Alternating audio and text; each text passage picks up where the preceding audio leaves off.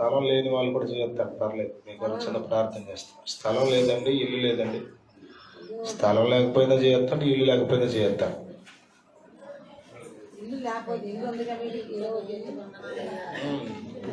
ఇంకా మంచిది కావాలని మరేకన్నారు ఆశ. తప్పేం లేదు, ఆశ పడితే తప్పలేదు. చిన్న ప్రార్థన. పరిశుద్ధుడా, బిడ్డలందరికీ మంచి గృహాలు దయచి, సమస్తాన్ని కట్టేవాడు నీవే. నీ కృపా సహాయం బిడ్డలకు దయచి, ఈ బిడ్డలకు మంచి గృహం ఇచ్చారు, నీకు వందనాలు. నీ సన్నిధి ఇక్కడ వచ్చాను, నీ వాక్యం ద్వారా మాతో మాట్లాడు. యేసు నామములో అడుగుచున్నాం తండ్రి, ఆమేన్. హల్లెలూయా. మంచిది. మెల్లది మెల్లది.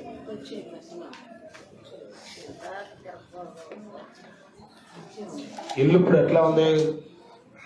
కొత్తగా నీట్గా ఉంది. వచ్చే సంవత్సరం ఫిబ్రవరి 9వ తారీఖు రండి. మీరు దీన్ని ఎట్లా ఉంచుతారో చూడండి.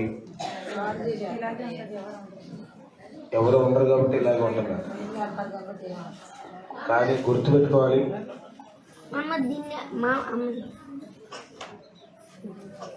దేవుడు మనలను చాలా శ్రేష్టమైన వారిగా తన పోలికలో పుట్టించాడు.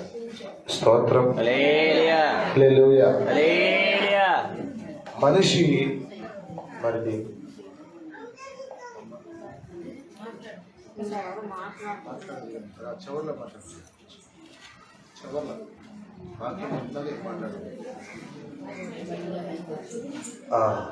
చివర్లో చెప్తాను.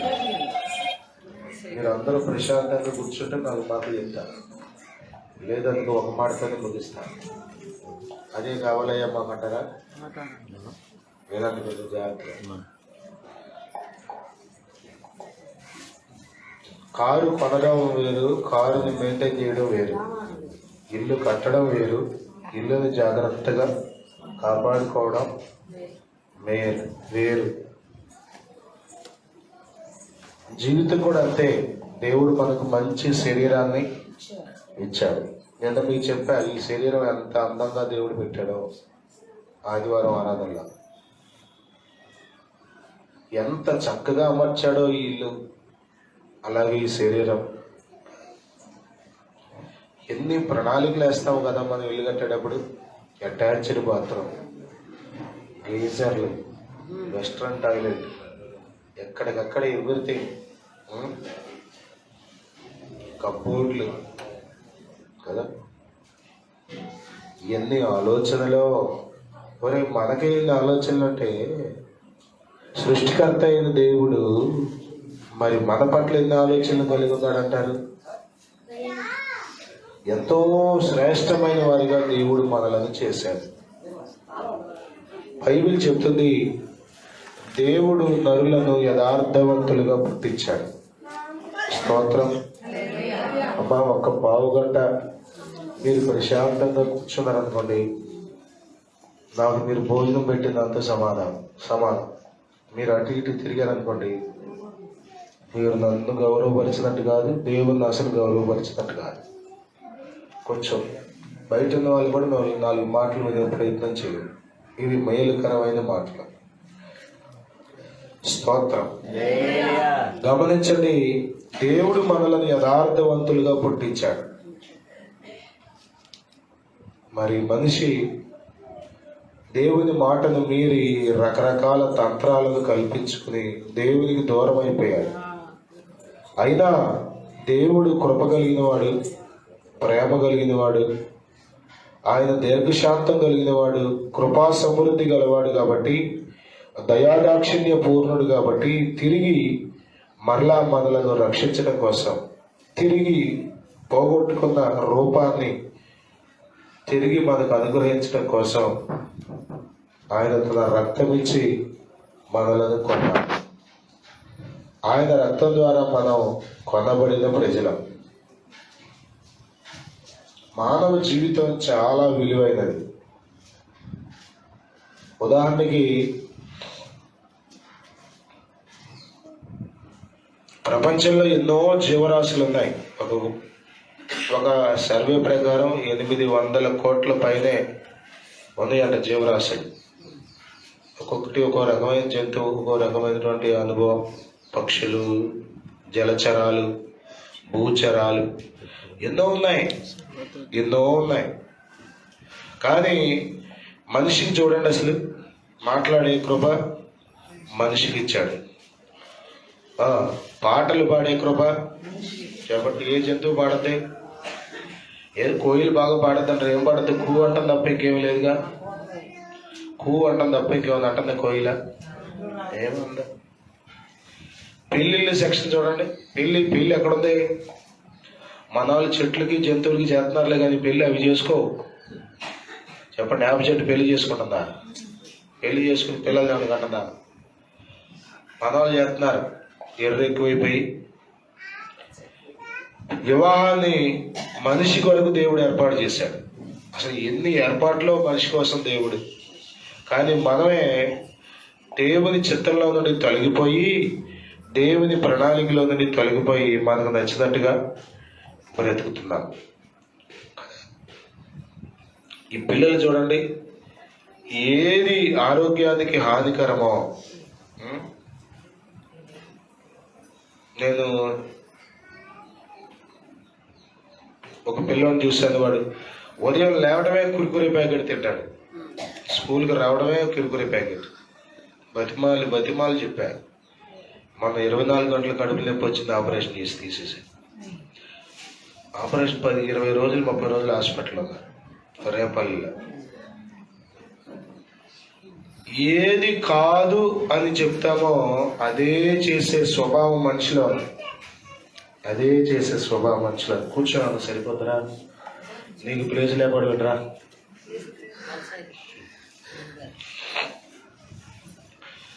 అదే చేసే స్వభావం. జిలేబీ తినొచ్చుగా చెప్పండి,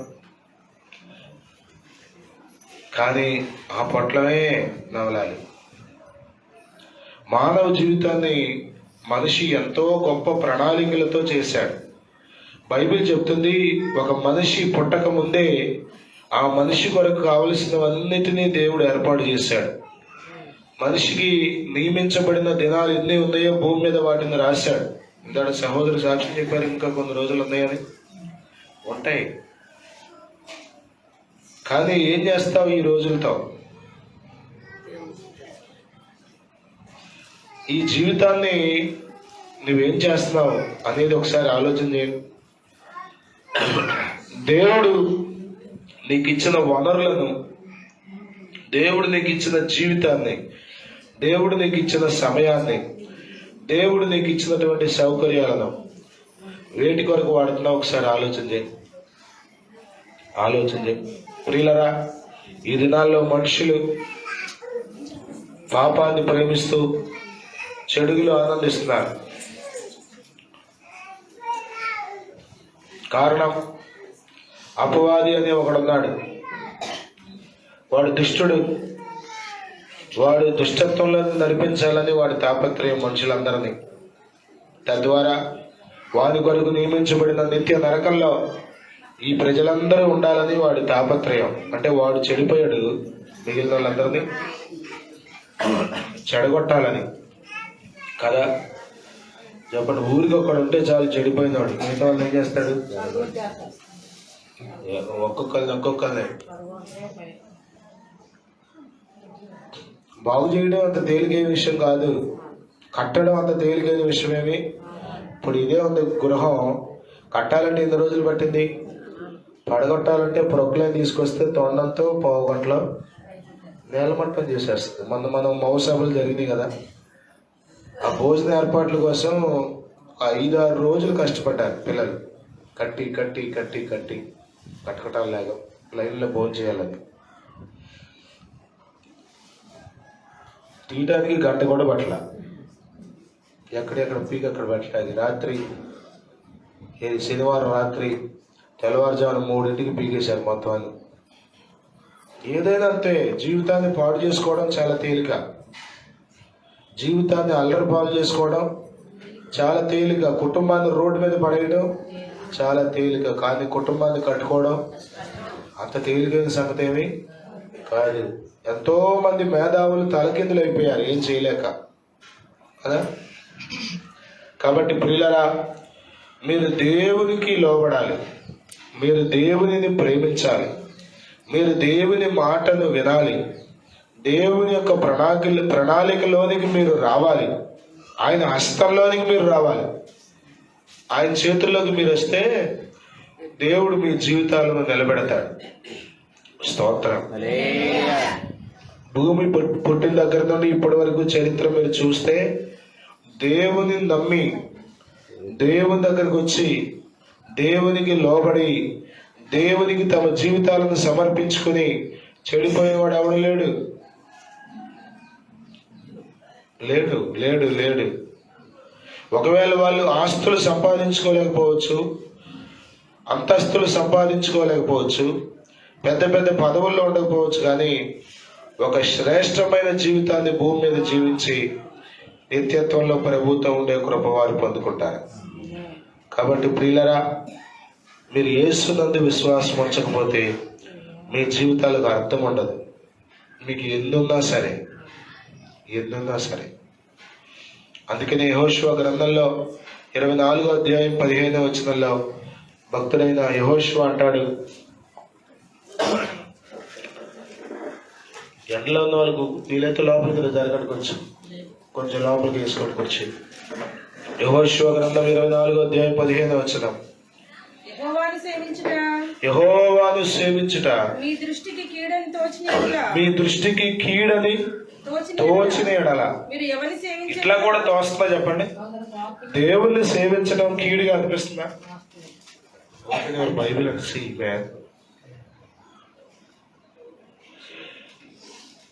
యెహోవాను సేవించుట మీ దృష్టికి, మందిరానికి రావడం కీడా? ఎంత నామోషినో కొంతమందికి. ఎక్కడికైనా ఎగ్జిబిషన్కి వెళ్తా, గోవా తీసుకెళ్తా, బీచ్కి వెళ్తా, అక్కడికైనా తీసుకెళ్తా, కానీ చర్చికి వెళ్తా. చర్చికి వెళ్తాడండి, వెళ్ళడానికి వీలు. ఏం జరుగుతుంది చర్చికి వెళ్తే? పాడైపోతాడా? కీడొస్తుందా? చెప్పండి. బుర్ర ఎలా ఉందో చూసారా? మానవుని బుర్ర, మానవుని జ్ఞానం మానవుని చెడగొట్టేసింది. ప్రియులరా, ఈ దినాల్లో ఎలా ఉందంటే మనిషికి కీడు మేలులాగా అనిపిస్తుంది, మేలేమో కీడులాగా అనిపిస్తుంది, చీకటేమో వెలుగులాగా అనిపిస్తుంది, వెలుగేమో చీకటిలాగా అనిపిస్తుంది. ఇది ఇది ఇది ఇది సాతాను వలన వచ్చిన జబ్బు. ఇది అదొక జబ్బు, అంతే, అంతకుమించి ఏమీ లేదు. దేవునిని సేవించుట మీ దృష్టికి కీడని తోచని ఎడల. చూసారా ఎట్లా తోస్తుందో? చెప్పండి. ఇక్కడ శాంతమ్మ గారు ఉన్నారు. అంకుల్ దేవుని కృపలో రక్షణ పొందాడు. ఇప్పుడు పరిచర్యలో ఎంతో సహకరిస్తున్నారు. ఒకప్పుడు ఆయనకి ఏంటి కీడు, ఏంటి దామోషి అంటే మందిరానికి వెళ్ళటమే దామోషి. కుదరదు అసలు. అక్కడ అడగని సాక్ష్యం చెప్తారు. తెలవకుండా వచ్చేది మందిరానికి. ఆయనకి భయపడి ఆగిపోలేదు, కానీ ఆయనకి తెలియకుండా పని మీద ఊరు వెళ్ళినప్పుడు, పొలం వెళ్ళినప్పుడు, ట్రాక్టర్ బాగు చేయడానికి ఇంకో ఊరు వెళ్ళినప్పుడు, సామాన్లు తేవడానికి ఊరు వెళ్ళినప్పుడు పట్టు వదలకుండా ప్రభువుని సేవించేది. ఏం జరిగింది చెప్పండి? పిల్లలందరూ రక్షణ పొందారు, అంకులు రక్షణ పొందారు. నేను అనేక సార్లు అంకులు చూసినప్పుడల్లా ప్రభువుని స్తుతిస్తా.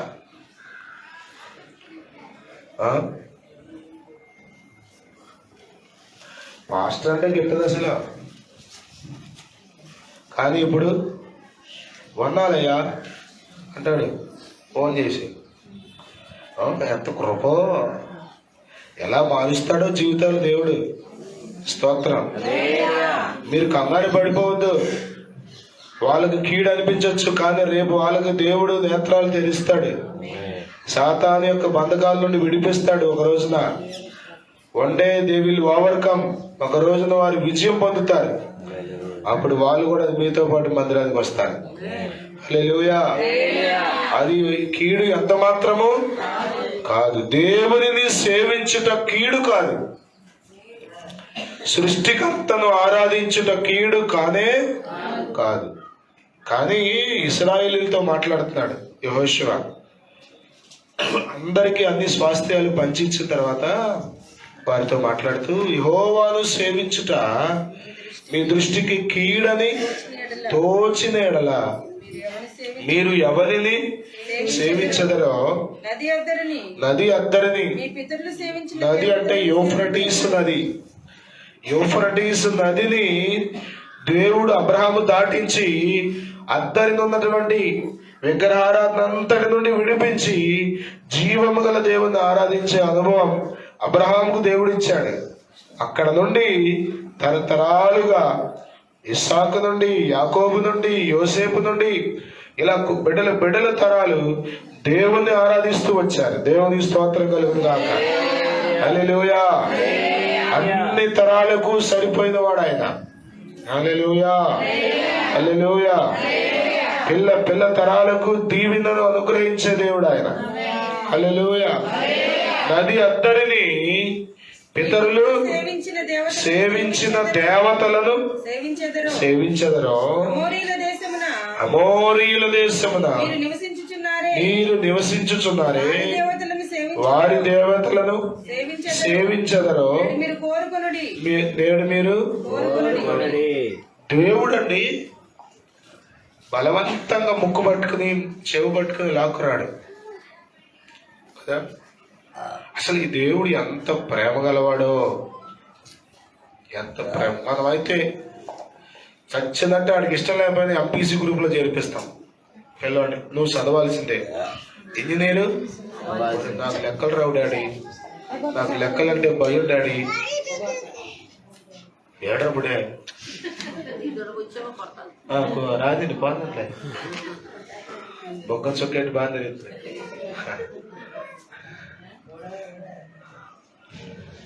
చచ్చిందంటే చదివిస్తాం మనం. ఎందుకని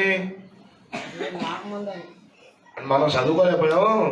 మా పిల్లోడు ఇంజనీర్ అయ్యాడు, ₹1,00,000 సంపాదిస్తున్నాడు. మన పిల్లోడు కూడా ఇంజనీర్ అవుతే సంపాదిస్తాడు. అది మనకేది వస్తాడని కాదు కానీ ఆడి బతుకు బాగుంటుందని బలవంతంగా ముక్కు పిండి చదివిస్తాం. ఈ దానిలో ఎక్కువ మంది పిల్లలు ఆత్మహత్య చేసుకోవడానికి కారణం ఏంటంటే ఆడికేమో ఇష్టం ఉండదు, ఆడికేమో నచ్చదు ఆ చదువు, ఆడికేమో ఎక్కదు. కానీ అమ్మ నాన్న ఏమంటారు, అదే చదవమంట. ఎట్టో కూడా చదవాలి కానీ జీవితాన్ని పాడు చేసుకుంటే ఎట్లా? దేవుడు చూడండి బలవంతంగా భక్తి చేయించట్లా. చెప్పండి, చెవి మెలేసి లాక్కు రావడం తేలిక, ఇది కష్టమా? చాలా సింపుల్ గా లాక్కొస్తాడు. కానీ ఆయన అలా తీసుకురావట్ల మందిరానికి. అలా వస్తే కాజంతా రాదు. కాజులో ఉన్న వాళ్ళందరూ చర్చిలోకి వచ్చారు. చెప్పండి, మీ ఆయన కదా, అయ్యగారి భాషలో మా వారు అన్నారుగా, ఆయన రాడు ముక్కు పిండి లాక్కొచ్చితే. మీ అబ్బాయి రాడు.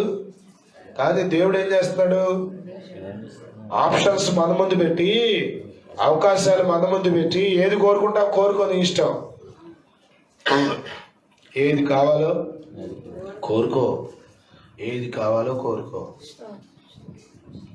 అందుకే పిల్లలు ఈ దినాల్లో, యవనస్తులు ఈ దినాల్లో, పురుషులు ఎక్కువ మంది ఈ దినాల్లో ఇష్టం వచ్చింది కోరుకుంటున్నారు, నచ్చిన దారికి వెళ్ళిపోతున్నారు. దేవుడు ఏం చేస్తున్నాడండి, చూస్తున్నాడు, అవకాశాలు ఇస్తున్నాడు. ఎన్నో అవకాశాలండి దేవుడు. God is a God of opportunities. దేవుడు అవకాశాలు ఇచ్చే దేవుడు. దేవుని స్తోత్రం. హల్లెలూయా. ఇక్కడ ఇశ్రాయేలుతో అంటున్నాడు, మీరు కోరుకోండి, మీరు కోరుకోండి, ఏం సేవిస్తారో కోరుకోండి కదా.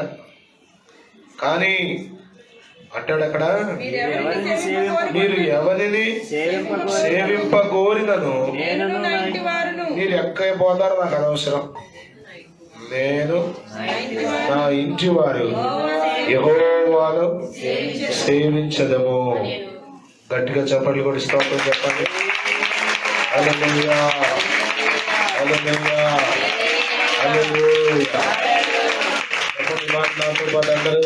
నేను నా ఇంటి వారును యెహోవాను సేవించదము. ఎవరిని సేవించాలనుకుంటా? ఎవరితో సేవించాలనుకుంటున్నాడు?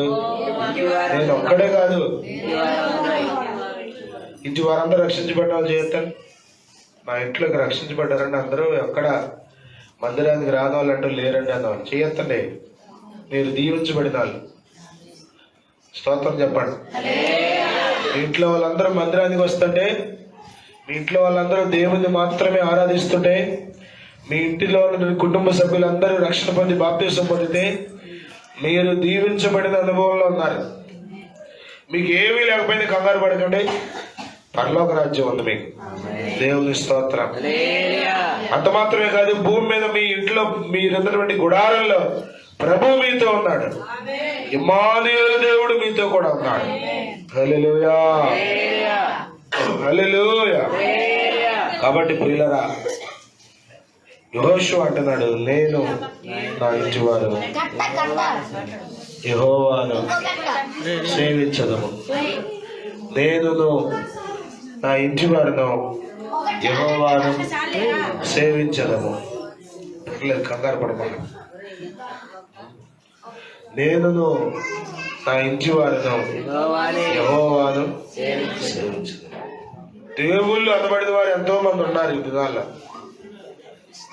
కానీ బైబిల్ చెప్తుంది, సృష్టికర్త ఒక్కడే, పరిశుద్ధుడైన దేవుడు ఒక్కడే, పాపిని రక్షించేవాడు ఒక్కడే, పరలోకానికి చేర్చేవాడు ఒక్కడే, నరకము నుండి తప్పించేవాడు ఒక్కడే, నీ కొరకు ప్రాణం పెట్టిన వాడు ఒక్కడే, నీ కొరకు రక్తం కార్చిన వాడు ఒక్కడే, మరణమును గెలిచి తిరిగి లేచిన వాడు ఒక్కడే, ఆయనే నజరేయుడైన యేసుక్రీస్తు. హల్లెలూయా, హల్లెలూయా, హల్లెలూయా. యేసు నందు విశ్వాసం ఉంచి ఆయనను సేవించే వారి జీవితాలు దీవించబడిన జీవితాలు. హల్లెలూయా, హల్లెలూయా. నిన్న కృపమ్మ గారు చనిపోయారు మొబలో. ఆమె సమాధి కార్యక్రమానికి వెళ్ళాం, ఆరాధన అయిపోయి. నాన్న మాట్లాడకూడదు, నాన్న ఒక 2 నిమిషాలు రా.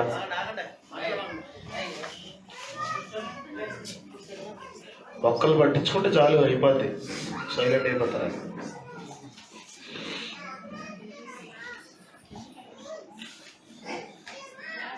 మరణంలో కూడా గొప్ప ధైర్యం, మరణంలో కూడా గొప్ప నిరీక్షణ. దేవుని స్తోత్రం. గుర్తుపెట్టుకోండి, జీవితంలో యేసునందు విశ్వాసం ఉంచి మరణించిన వారి భూస్థాపన కార్యక్రమాలు మిస్ అవ్వకండి. అది మీకు ఎంతో ఆశీర్వాదం. కొంతమందికి చచ్చిపోయిన వాళ్ళ దగ్గరికి వెళ్ళడం అంటే భయం. భక్తుల మరణం యెహోవా దృష్టికి విలువైంది అని రాయబడింది. ప్రియులరా, మరణంలో కూడా జయమిచ్చిన వాడు యేసుక్రీస్తు ఒక్కడే. దేవుని స్తోత్రం. హల్లెలూయా. కాబట్టి మీరు ఎవరిని సేవిస్తున్నారు కదా? కొద్దిమంది అందరి ఫోటోలు పెట్టి మధ్యలో యేసు ప్రభు ఫోటో కూడా పెడతారు. నాకు యేసు బాబు కూడా ఇష్టమేనండి అని. యెహోషువ అంటున్నాడు, నేను నా ఇంటి వారు యెహోవాను కూడా అట్లా. యెహోవానే అంటే ఆయనను మాత్రమే. స్తోత్రం. హల్లెలూయా, హల్లెలూయా. ద్వితీయోపదేశ కాండంలో ఒక మాట చూడండి. ద్వితీయోపదేశ కాండం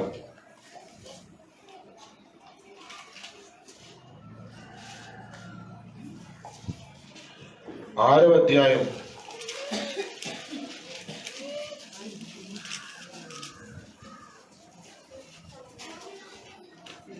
12వ వచనం. ఇంకొక మాట కూడా చదువుతామా? 10 నుండి చదవండి. నీ దేవుడైన యెహోవా నీ పితరులైన అబ్రహాము, ఇస్సాకు, యాకోబులతో చేసిన ప్రమాణమును బట్టి నిన్ను ఆ దేశములో ప్రవేశపెట్టి నీవు కట్టని గొప్ప మంచి పురములను నీవు నింపని మంచి ద్రవ్యముల చేత నింపబడిన ఎండ్లను నీవు త్రవ్వకపోయినను,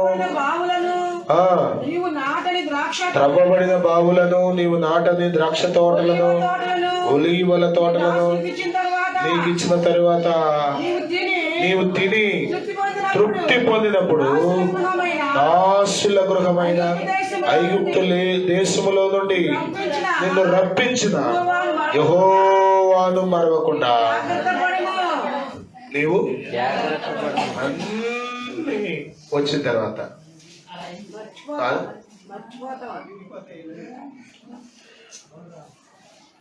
ఒక దైవజనుడు చెప్తుండగా సాక్షి ఉన్నాను నేను. బాబురావు గారు ఇటు చూడండి, ఇటు చూడండి, ఆయన చూడండి, ఇటు చూడండి, ఆయన చూడండి. ఆయన చెప్పేది ఏంటంటే, ఒక ఆయనకి ఆరోగ్యం బాగా మందిరానికి వచ్చాడు చల్లపల్లిలో. చాలా ప్రాణాపాయ పరిస్థితిలో వచ్చాడు. సంగమ దైవజనులు అందరూ ప్రార్థన చేశారు, స్వస్థత పొందాడట. కొన్ని రోజులు అయిన తర్వాత ఆదివారం ఆరాధన రాలేదు, రెండో ఆదివారం, మూడో ఆదివారం రాలేదు. ఆలోచన చేసి ఏంటి రావట్లేదు అనుకున్నాడట. అయ్యగారికి ఉండే ఒత్తిడి అయ్యగారికి కుదరలేదు. ఒకరోజు సంతలో కనబడ్డాడు. చల్లపల్లి సంత మీకు తెలుసుగా, ఇప్పుడు రైతు బజార్ చేస్తున్నారు దాన్ని. అక్కడ కనబడితే, బ్రదర్ ఏంటి మీరు మందిరానికి రావట్లేదు, ఏంటి అన్న ఊళ్ళో లేరా, ఇబ్బంది కలిగింది ఏంటంటే, అయ్యా బాగోలేదని వచ్చాను, దేవుడు బాగు చేశాడుగా, ఇంకా పెద్దగా అవసరం ఏముంది మందిరానికి అన్నా. అందుకే ఇశ్రాయేలీయులతో దేవుడు అంటున్నాడు, యెహోవాను మరవకుండా నీవు. చాలా సార్లు మనం కూడా అంతే, బాగున్నప్పుడు చేసినంత ప్రార్థన బాగున్నప్పుడు నడవదాం. చెప్పండి, మట్టి నేల మీద చాప వేసుకుని పడుకున్నప్పుడు ఉన్న భక్తి మంచి పరుపు మీద పడుకునేటప్పుడు చేయలేవు. చెయ్యము అని కాదు, కానీ కొన్నిసార్లు చేయలేని పరిస్థితి వస్తుంది. శరీరం సుఖం కోరుకున్నప్పుడు, శరీరానికి అన్ని దొరుకుతున్నప్పుడు, చెప్పండి, అన్ని సౌకర్యాలు మనకు అందుబాటులో ఉన్నప్పుడు దేవుణ్ణి మర్చిపోయే ప్రమాదం ఉంది. అందుకే అంటున్నాడు ఇశ్రాయేలీయులతో, నీవు యెహోవాను మరవకుండా జాగ్రత్త పడు. నీ దేవుడే యెహోవాకు భయపడి ఆయనను సేవించి ఆయన పేరిట ప్రమాణం చేయాలి. దేవుని స్తోత్రం కలుగుగా. పిల్లరా, దేవుని సేవించాలి. ఒక వ్యక్తి ఎన్ని ఉన్నప్పటికీ యేసు ప్రభు లేకపోతే అతని జీవితం సున్నా. మనులు మాణిక్యములున్నా, మేడమీటెలు ఎన్నున్నా, మదిలో యేసు లేకున్నా, ఏది ఉన్నా హల్లెలూయా. ఉండడం మంచిదే కదా. రేపు మాపో పవన్ కడుతున్నాడు, మనం కడుతున్నాం, ఇంకా బిడ్డలు కడుతున్నారు, మంచిదే. ఉండడానికి ఇల్లు అవసరం, ఉండడానికి ఇల్లు అవసరం, ఉండడానికి ఇల్లు అవసరం. చలికి, వర్షానికి, ఈ ఎండకు ఇబ్బందికి పడకుండా. చెప్పండి, ఇప్పుడు ఈ శరీరం ఉందే, ఈ శరీరం లోపల ఎన్నో అవయవాలు ఉన్నాయి, విలువైన అవయవాలు. వాటిని ఏం చేశాడు దేవుడు? ఎముకలు, దానిపైన చర్మం వేసి కప్పాడు, ప్రొటెక్షన్. ఈ ఛాతీ చూడండి ఎన్ని ఎముకలు ఉంటాయో. లోపలేముంది? గుండె ఉంది. లోపలేముంది? ఊపిరితిత్తులు ఉన్నాయి. ఇక్కడే గుండె, ఊపిరితిత్తులు ఎంత విలువైనవో కదా ఇవి. చెప్పండి, ఆ మధ్యదేవుడు మనిషి గుండె తీసి పంది గుండె వేసాడట. పనిచేస్తుందా లేదా చూద్దామని. యేసు రక్తమే జయం. విలువైన అవయవాలు దేవుడు పొదిగి పొదిగి పెట్టాడు. మనం కూడా కొంచెం రెస్ట్ తీసుకోవడానికి ఇల్లు అవసరమే, అవసరమే, అవసరమే. కానీ ఒక మాట చెప్పనివ్వండి, ఇంతకంటే శ్రేష్టమైన గృహం పరలోకంలో ప్రభు కడుతున్నాడు. స్తోత్రం. అందుకే హెబ్రీ పత్రిక 11వ అధ్యాయంలో అబ్రహాం గురించి మాట్లాడుతూ మహారాజుగా బ్రతికాడంట, అన్ని విషయాల్లో ఆశీర్వదించబడ్డాడంట అబ్రహాము. కానీ దేవుడు దేనికి శిల్పియు నిర్మాణకుడై ఉన్నాడు. హెబ్రీ పత్రిక 11వ అధ్యాయం. ఏలైనగా దేవుడు హెబ్రీ 11:10 దేనికి శిల్పియు నిర్మాణకుడై ఉన్నాడో పునాదులు గల ఆ పట్టణము కొరకు అబ్రహాము ఎదురు చూచుచుండెను. దేవుని స్తోత్రం కలుగుగా. హల్లెలూయా, హల్లెలూయా. ప్రభువు పరలోకంలో శ్రేష్టమైన గృహాలు కడతాడు. నాకై నా యేసు కట్టేను సుందరము బంగారిలో, కన్నీరు కలతలు లేవు, యుగయుగముల పరమానందం. కన్నీరు కలతలు లేవు, యుగయుగముల పరమానందం.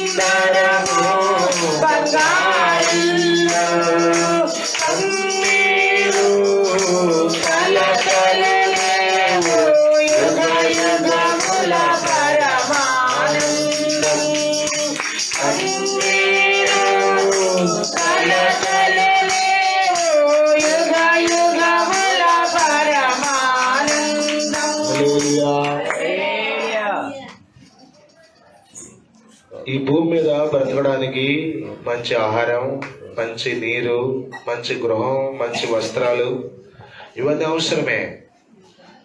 కానీ ఈ భూమిని దాటిపోయిన తరువాత, ఈ జీవితం అయిపోయిన తర్వాత మరి ఎక్కడ ఉంటానికి ఇష్టపడుతున్నావు నీవు? చెప్పండి. జల్దీ కోరికలో కోరిక ఏంటంటే మంచి ఇల్లు కట్టాలని.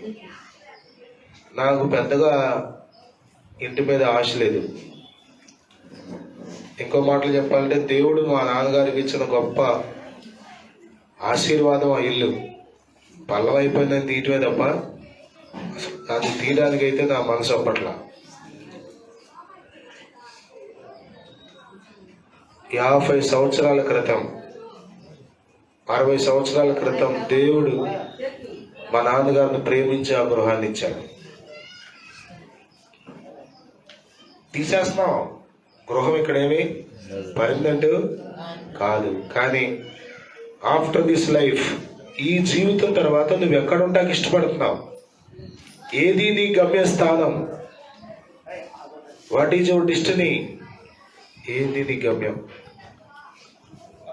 అబ్రహాము గొప్పగా ఆశీర్వదించబడ్డాడు, అన్నీ కలిగి ఉన్నాడు. కానీ ఏం చూస్తున్నాడు తెలుసా? పునాదులు గల ఇల్లు కట్టినప్పుడు అడుగుతారు, ఎవరు మేస్త్రి? ఎవరు?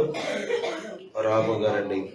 రాము గారు బాగా కట్టాడు, బాగుంది, చాలా బాగుంది అని చెప్తాం కదా. ఒక్కొక్క ఇంటిని చూసి కట్టిన వాడికి గంత వస్తుంది. కానీ పరలోకంలో గృహాలు కడుతున్నారు. ఎవరు కడుతున్నారంట? ద సుప్రీం ఆర్కిటెక్ట్ కదా, మహోన్నతుడైన దేవుడు, మహాదేవుడు, సమస్త సృష్టిని నోటి మాటతో కలుగజేసిన దేవుడు ఆయన కడుతున్నాడంటే గృహాలు. దేవుని స్తోత్రం కలుగుగా. అవునుగాక అంటే గృహాలు అవుతాయి, కానీ అవునుగా కట్టలా, ఆయన కడుతున్నాడు. దేవుని స్తోత్రం చెప్పండి. హల్లెలూయా. ఉందా గృహంలో నీకు చోటు? చాలా మంది ధనవంతులు అక్కడ ఉండరు. ఎందుకంటే వారికి ఇక్కడ యేసు ప్రభు లేడు. వినండి, పర్లేదు, ఇబ్బంది లేదు, వినండి. వారికి యేసు ప్రభు లేడు. అందుకే యెహోషువ అంటున్నాడు, నేను నా ఇంటి వారు. ఎవరేమన్నా అనుకొని, ఎవరిందన్నా మాట్లాడిని, ఎవరిందన్నా అపహాస్యం చేయని, ఎవరెంతమంది వచ్చి నా మీద ఎగతాళి చేయని కదా. మా నాన్నగారు ఉంటే ఆయన అనేక సార్లు చెప్పేవాడు సాక్ష్యం. అసలు అందరూ ఎగతాళి చేశారు. ఎందుకు చేయరు చెప్పండి? ఎందుకు చేయరు? విశ్వాసులకు ఈ లోకం యోగ్యమైనది కాదు. పరిశుద్ధంగా జీవించడానికి ఇష్టపడే వారికి ఈ లోకం యోగ్యమైనది కాదు. కానీ నీ క్రియలు నీతో పాటు వస్తాయి. నీ భక్తి, విశ్వాసం, నీ ప్రేమ, దేవుని కొరకు నీవు చేసిన కార్యాలు నీతో పాటు వస్తాయి. అక్కడ ప్రభు గొప్ప ప్రతిఫలాలు నీకు ఇస్తాడు. ఆమేన్. హల్లెలూయా, హల్లెలూయా. ఈ శుభ సందర్భంలో దేవుని సేవకునిగా మీకు జ్ఞాపకం చేస్తున్నాను. పరలోకంలో మీకు ఏమైనా ఉందా? ఒక గృహమన్నా ఉందా? చెప్పండి. ఇల్లు కట్టుకుంటే అమ్మాయ ఇల్లు కట్టాను అనుకుంటాం. మరి పరలోకంలో సంగతి ఏంటి? This is temporary world. ఇది తాత్కాలికమైన దేశం. పర్మనెంట్ రాజ్యం ఉంటుంది. యుగాలు అక్కడ ఉండాలి. ఏమన్నా కట్టుకున్నావా?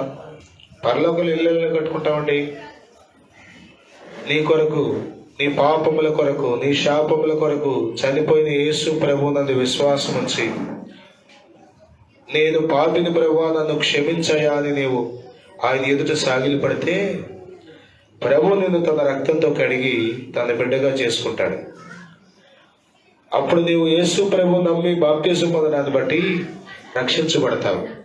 అపోస్తలుల బోధలో, సహవాసంలో, రొట్టె విరుచుటలో, ప్రార్థనల్లో ఎడతెగకున్నప్పుడు నీ భక్తిని కాపాడుకుంటూ, నీ విశ్వాసాన్ని కాపాడుకుంటూ యోగ్యంగా నీవు జీవించినప్పుడు ఈ లోకాన్ని దాటిపోయిన తర్వాత, స్తోత్రం, మా నాన్నగారిని ఇక్కడే సమాధి చేసాం. ఇక్కడే పొలం ఉంది మాకు. మా బావగారు ప్రసన్నకోళ్ళు ఆయన తెగ బాధపడిపోయాడప్పుడు. ఎందుకని నీళ్ళలో పెట్టేసామని.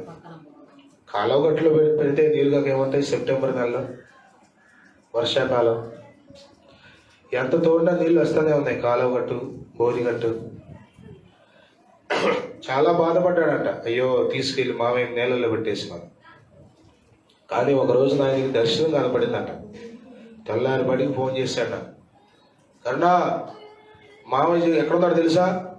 ఇదిగో బంగారు వీధుల్లో తిరుగుతున్నాడు, శ్రేష్టమైన రాజ్యంలో కనబడ్డాడు నాకు అన్నాడు. ఇక అప్పుడు బాధ అప్పుడుతో వదిలిపోయింది. అప్పుడు దాకా నన్ను అసలు కనపడినప్పుడల్లా అంతా బాగా చేసావు కానీ కన్నా, తీసుకెళ్ళి నీళ్ళల్లో పెట్టేసావు కన్నా, నీళ్ళల్లో పెట్టేసావు కన్నా. ఇక్కడ ఎక్కడన్నా పెట్టినాయి, కానీ అక్కడ మాత్రం ఉంది దేవుని రాజ్యం. స్తోత్రం. చంద్రపిచ్చిరెడ్డి గారు పిచ్చిరెడ్డిగానే ఉండొచ్చు ఈ లోకంలో, కానీ ఆయన పరలోక రాజ్యంలో ప్రభుతో ఉన్నాడు.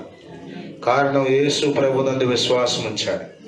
హల్లెలూయా, హల్లెలూయా. ఎవరైతే యేసు ప్రభుని నమ్ముతారో, ఎవరైతే యేసు ప్రభుని వెంబడిస్తారో వారికి పరలోకంలో శ్రేష్టమైన అవకాశాలు ఉన్నాయి. అంటే అవకాశం మీకుందా? యేసు ప్రభుని నమ్మావా?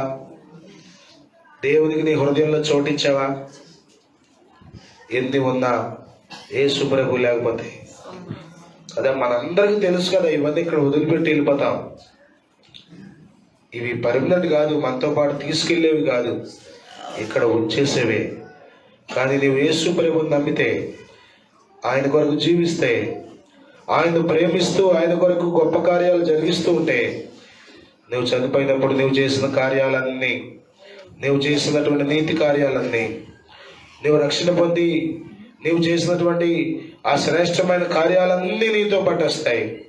ప్రభు నీకు అక్కడ ప్రతిఫలాలు ఇస్తాడు. ఆమేన్. కాబట్టి ఇప్పుడైనా యేసు ప్రభు నందు విశ్వాసం ఉంచాలి. ఎవరి భక్తి వాళ్ళదే, ఎవరి మతం వాళ్ళదే అని మనం అందరం అనుకుంటాం, రైటే.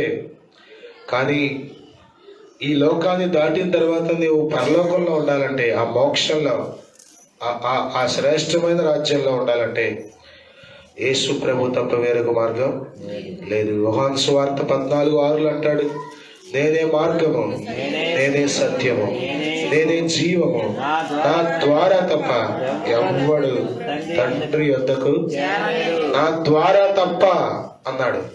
There is no way. Yesu తప్ప వేరొక మార్గం లేదు.